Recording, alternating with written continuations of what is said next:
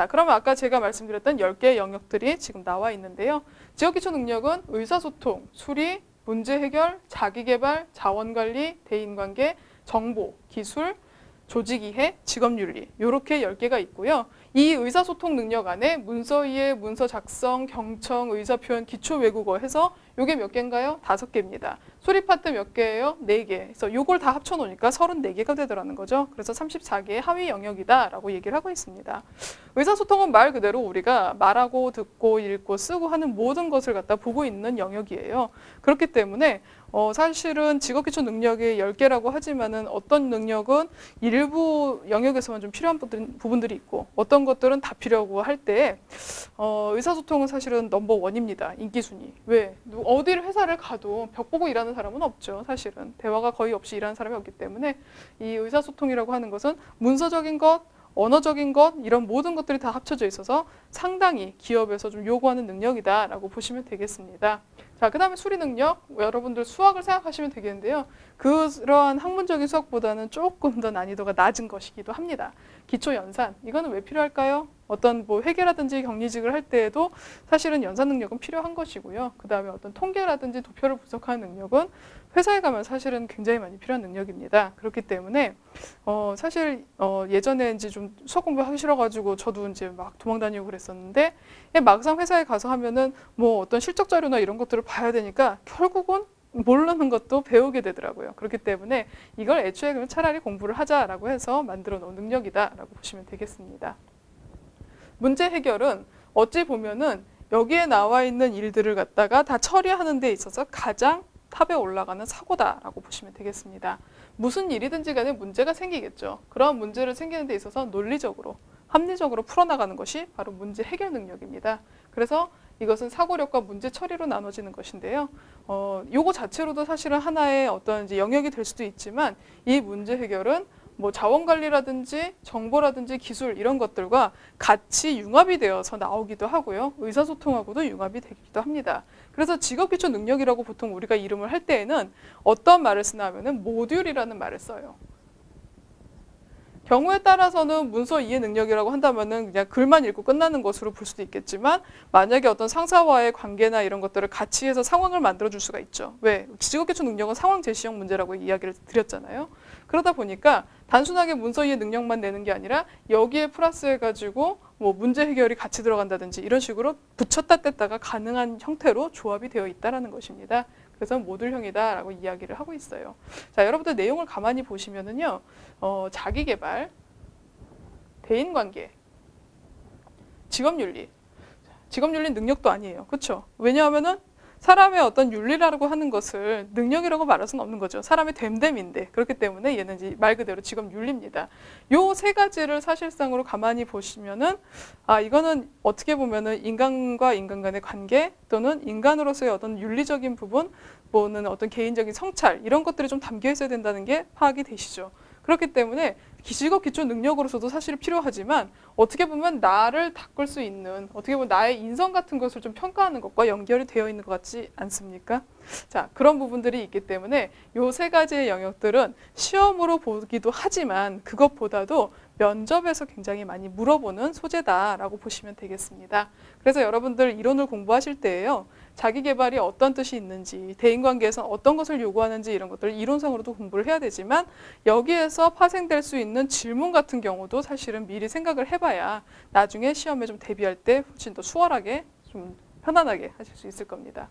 그다음에 자원관리라고 하는 것은 이제 어떻게 보면은 이제 회사에 하다못해 쉽게 말하면 비품을 사는 데 있어서도 어떤 것을 사는 것이 훨씬 더 효율적이고 또 저렴할까 뭐 이런 것들을 좀 생각할 수 있는 부분들도 있습니다. 때에 따라서는 내가 출장을 갔는데 보다 좀 더 수월하게 또는 보다 좀 더 좀 요령 있게 정말 잘 갔다 오는 거죠. 부산까지 갔다 온 출장인데 중간에 어딜 들렸다가 가서 누구는 2건의 일을 할 수 있는데 누구는 그냥 세월아 내월아 버스 타고 한 번에 그냥 갔다가 거기만 갔다 오고 이런 식으로도 일을 할 수 있는 것이기 때문에 어떠한 관리를 하는 데 있어서의 어떤 최적화된 그런 능력들을 요구하는 것입니다. 정보라고 하는 거는 컴퓨터 또는 정보 처리 능력을 이야기를 하고 있고요.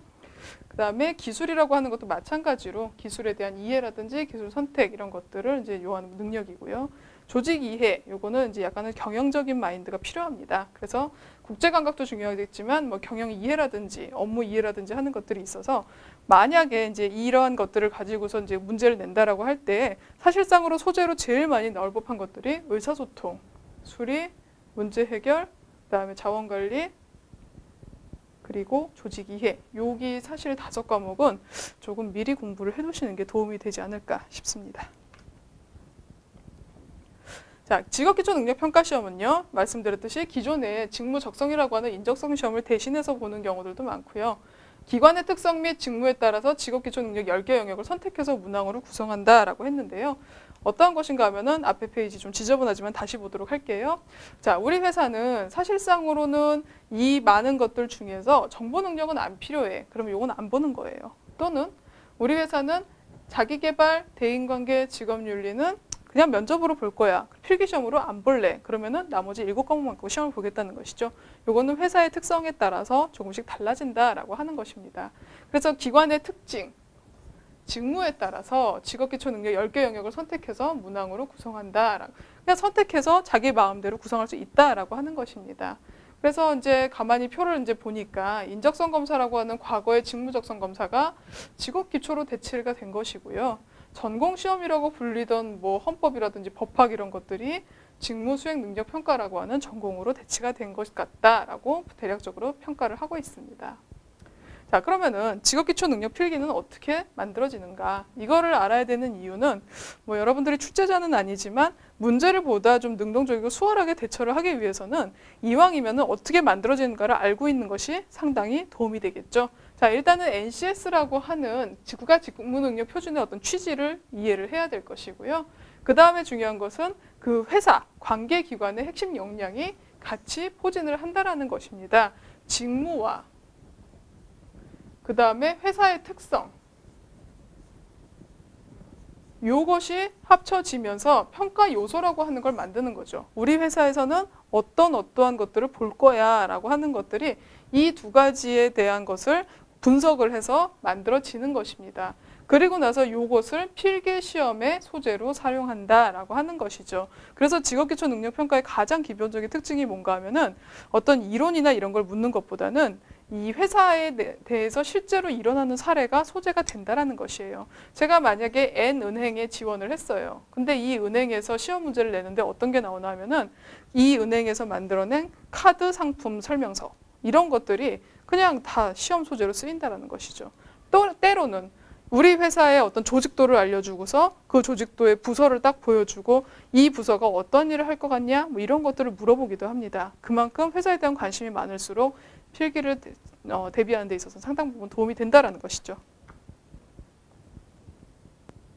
자, 그래서 이러한 직업기초능력평가는 3가지 척도를 기준으로 문항을 개발합니다. 어떤 거? 직업 상황. 아까 말씀드렸듯이 어떤 회사의 어떤 그런 모습들 아니면은 그 해당 직무의 그런 상황들 이런 것들이 들어가고요. 그걸 통해서 직업기초 능력이라고 하는 걸 녹여내는 것이고 그리고 이것을 행동 중심으로 묻는다. 물론 지필고사로 시험을 보기는 하지만 그 안에 있어서는 뭐 여러분들이 이제 뭐 필기를 볼 때 뭐 다음 글을 뭐 읽고서 알 수 있는 것은 이렇게 묻는 게 아니라 뭐 직장을 다니고 있는 뭐 신입사원 N씨가 선배한테 어떤 요구를 받았다. 당신은 어떻게 하겠습니까? 이런 것들로 행동 중심으로 문제가 나아간다라고 하는 것입니다. 자, 요것을 좀 더 자세히 보자면 글자가 좀 흐릿한데요. 한번 좀 볼게요.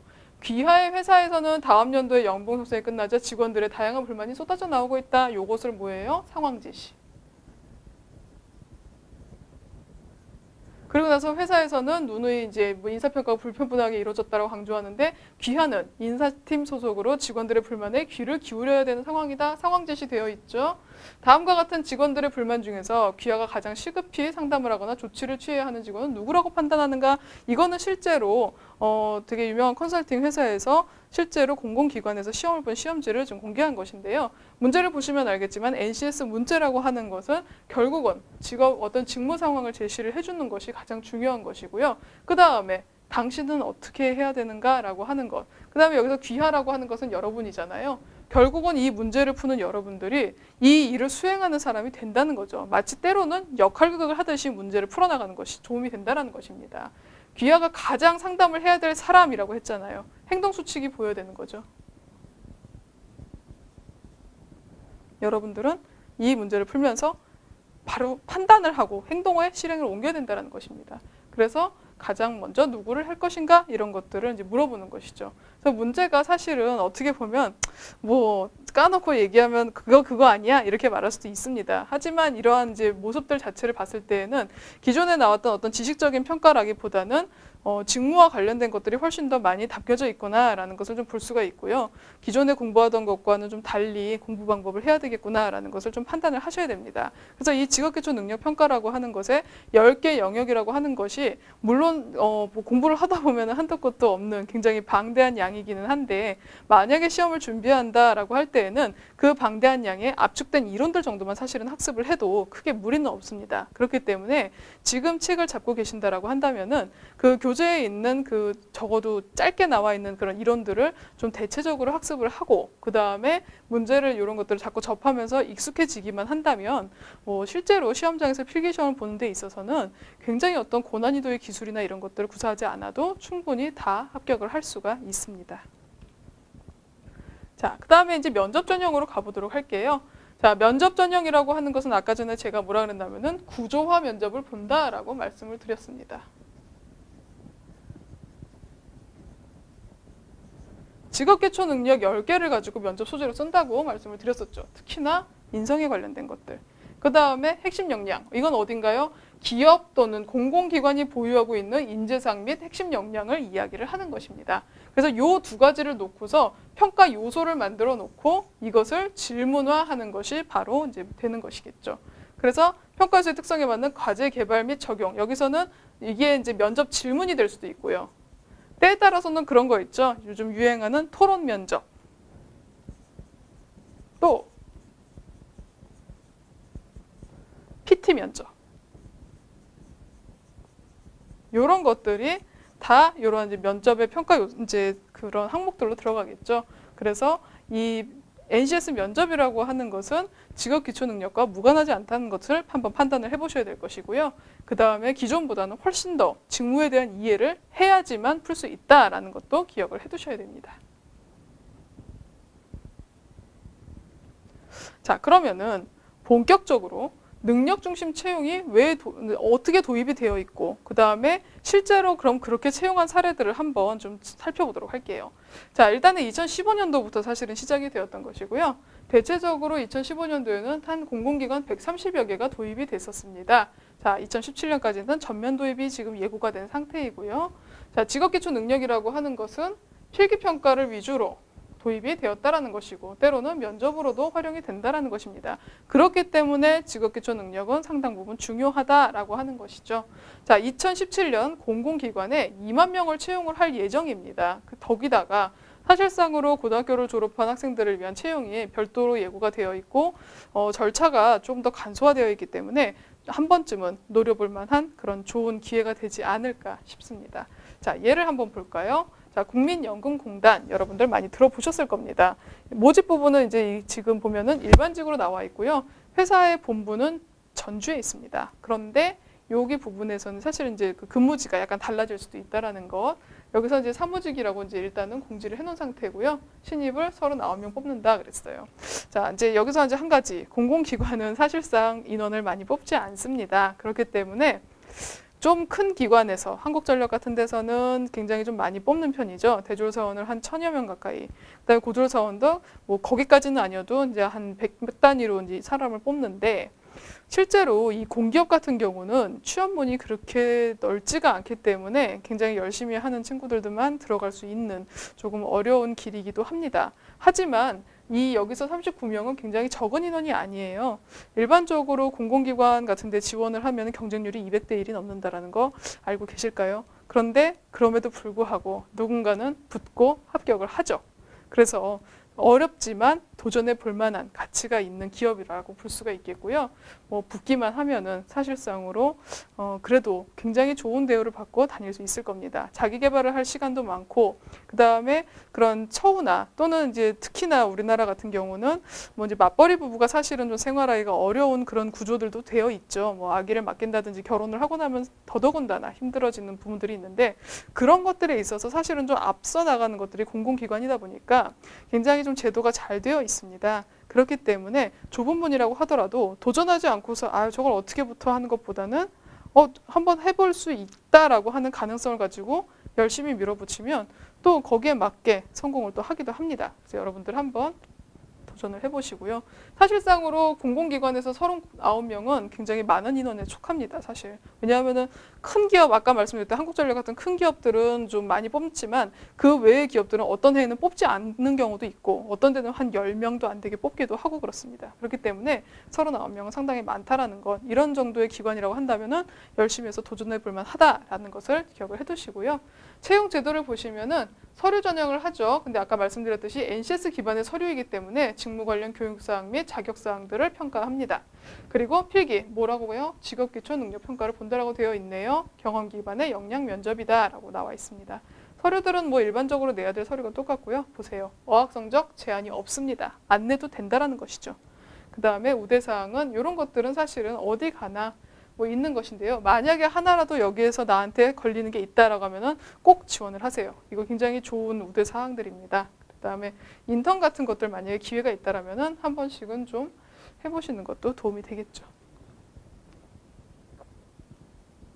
자, 그 다음에는 이제 아까 말씀드렸던 한국전력공사의 채용 사례입니다. 자, 인원수를 볼까요? 지금 채용형 고졸 수준이니까 고등학교를 갓 졸업한 친구들을 위한 제도인데 200명이나 뽑습니다. 단위가 다르죠. 근데 여기 보시면 알겠지만 사무직, 송배전, 통신 이렇게 나눠져 있어요. 사무직이라고 하는 것은 결국은 뭐 이제 회계라든지 경영이라든지 하는 것들을 배운 사람들일 것이고, 송배전이나 통신 같은 경우에는 특수한 직렬이기 때문에 관련된 자격증들이 있어야지만 우대를 받거나 지원할 자격이 생긴다는 것 기억을 해두시면 좋겠습니다. 그래서 여기는 특화된 분야이기 때문에 열심히 하시면은 분명히 이 좋은 기업에 학습을 할 수 있는 것이죠. 자, 입사 지원을 할 때에는 일반 고등학교를 나왔는지 그리고 특성화 고등학교를 나왔는지를 선택을 해서 지원하라고 특이사항이 있습니다. 이럴 경우에 이런 거 잘 보셔야 돼요. 자기소개서 같은 경우도 2개로 나눠져 있기 때문에 내가 지원하는 분야가 잘못돼서 항목이 잘못 쓰여지는 경우도 있어요. 그러한 실수를 하게 되면 일단은 많은 지원자들 중에서 가장 큰 결격사유를 가진 사람으로 해서 일단 제외하고 봅니다. 그렇기 때문에 가급적이면은 서류는 꼼꼼하게 실수하지 않도록 하셔야 됩니다. 자, 지원 자격을 보세요. 일반 전형에서는 최종 학력이 고등학교 졸업인 자라고 이야기를 했고요. 그 다음에 이제 17년 2월이니까 사실은 이건 좀 이제 지난 그런 채용 사례입니다. 특성화고 전형에서는 마이스터고 특성화고 고등학교 뭐 이제 종합 고등학교 3학년 재학생 이런 식으로 일반 학교하고 다른 특성화고나 이런 것들은 좀 구분을 하고 있죠. 그래서 좀 다르다라는 거. 그래서 일반 전형 같은 경우에는 이제 고교 졸업자가 지원이 가능하고 그 다음에 대학 졸업자는 안 받는 이런 특징이 있는데 이 파란색 글씨를 보세요. 만약에 특성화고 출신이다라고 하면은 학교장 추천이 있어야 된다라는 것. 내가 어디에 해당되는지를 잘 보셔야 된다라는 것입니다. 연령에는 제한이 없습니다. 졸업을 하고 바로 들어가는 사람도 있고 또는 한 1, 2년 지난 다음에 아니면 군복무를 마치고 와서 다시 지원하는 경우도 가능하다라는 것입니다. 자, 전형 절차를 볼까요? 전형 절차라고 하는 거 1차.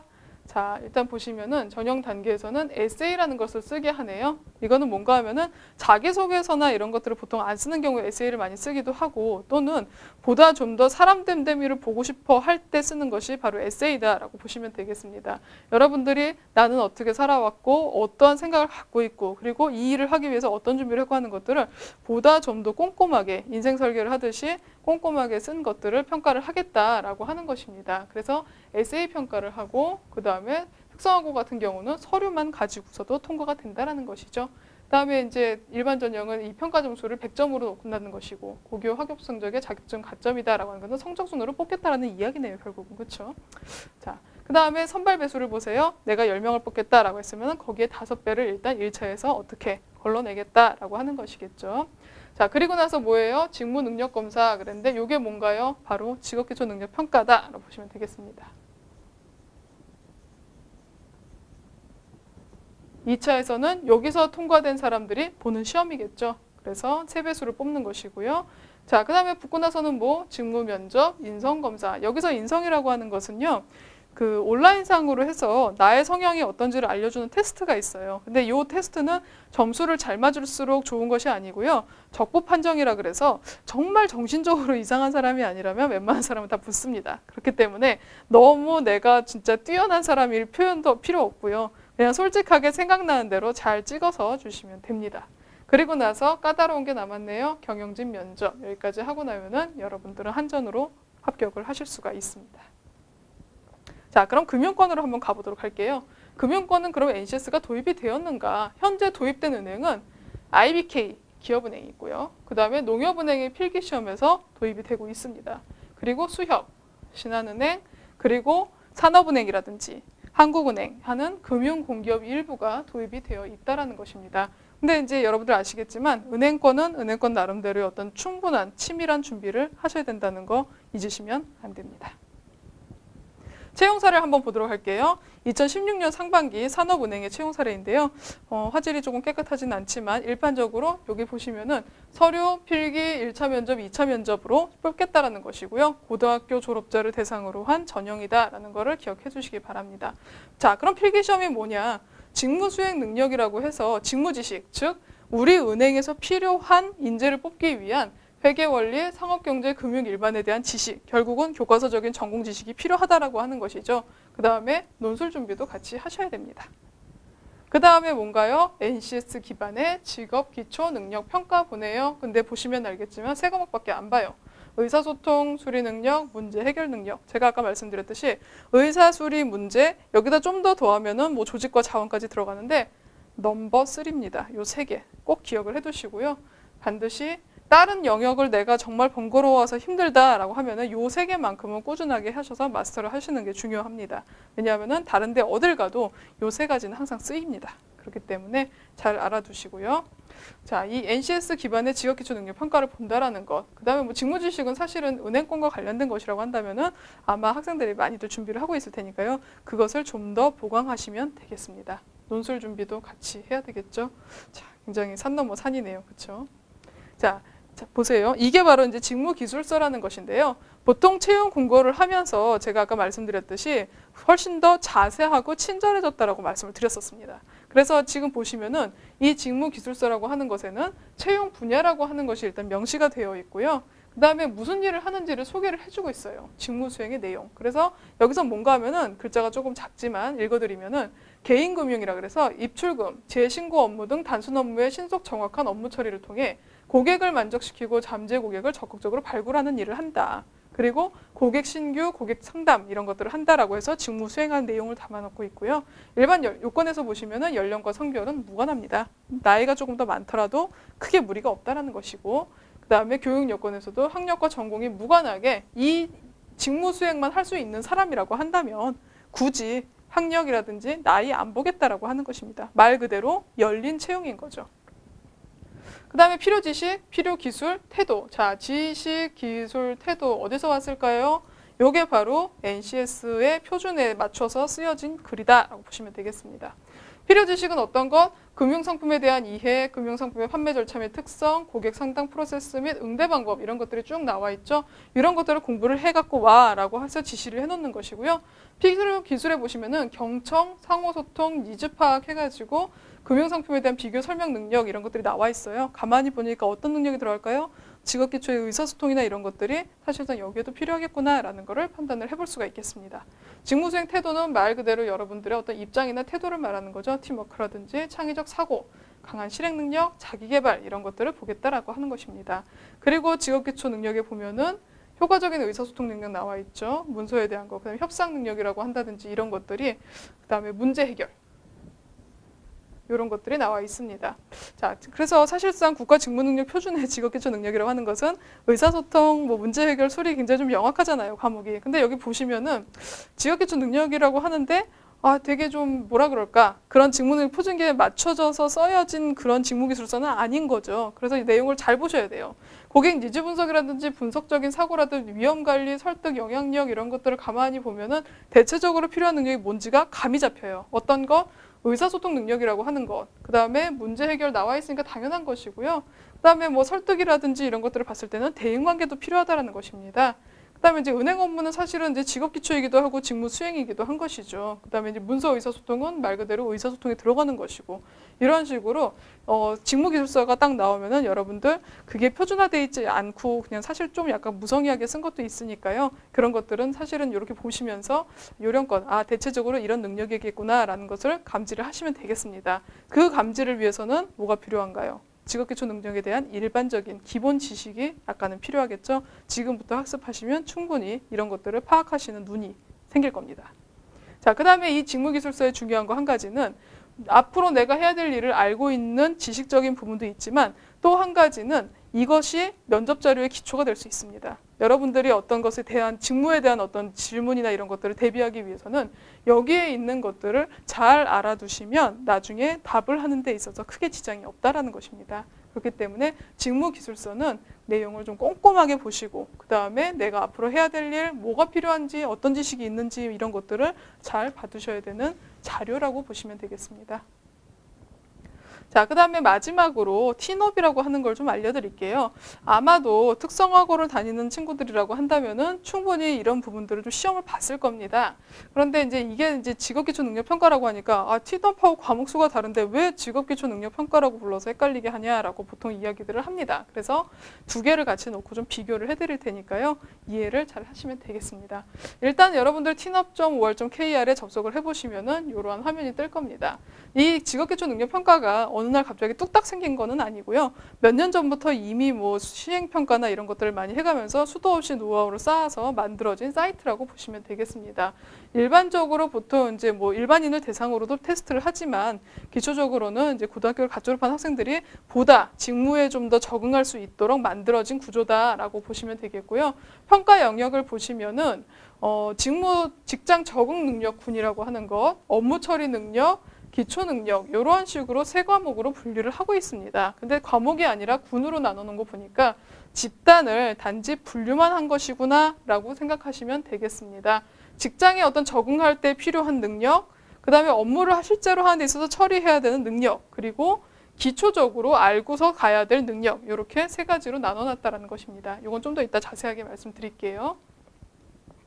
전체적으로 문항수를 보시면은 기초능력군에 의사소통 국어와 영어가 따로 있고 수리 활용이 들어갑니다. 전체적으로 다 각 과목마다 50문제씩 들어가는데 일단은 이제 의사소통 국어 같은 경우에는 여러분들이 학교에서 배운 뭐 그런 국어에도 있지만은 회사에서 업무상으로 내가 만약에 주어진 일을 할 때 상사와의 어떤 대화라든지 이런 것들이 실제로 문제화되기도 합니다. 그래서 이 티업의 시험의 특징은 일반적으로 찍는 그 선택지만 찍는 사지선다나 이런 것들도 있는 이제 문제이기도 하지만 주관식 영역도 있고 듣기 평가 영역도 있다라는 것. 그래서 문제가 굉장히 좀 다양하게 출제가 되고 있습니다. 온라인상으로 보는 거는 다들 알고 있을 겁니다.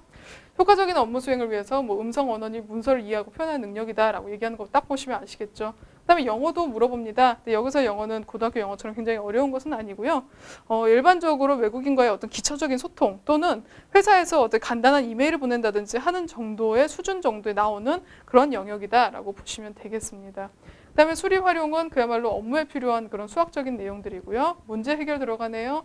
직업 장면에서 발생할 수 있는 문제를 올바르게 인식하고 적절하게 해결하는 능력이다라고 얘기하고 있습니다. 문제 해결, 이거는 아까 보셨던 직업 기초 능력의 문제 해결과도 비슷합니다. 그 다음에 직무를 적응할 수 있는 능력이 얼마나 되는가 이렇게 해서 대략적으로 5개 정도로 지금 나눠져서 있다라는 것. 그러면 직업 기초 능력의 일부만 나오는 거 아니냐 이렇게 보실 수도 있겠죠.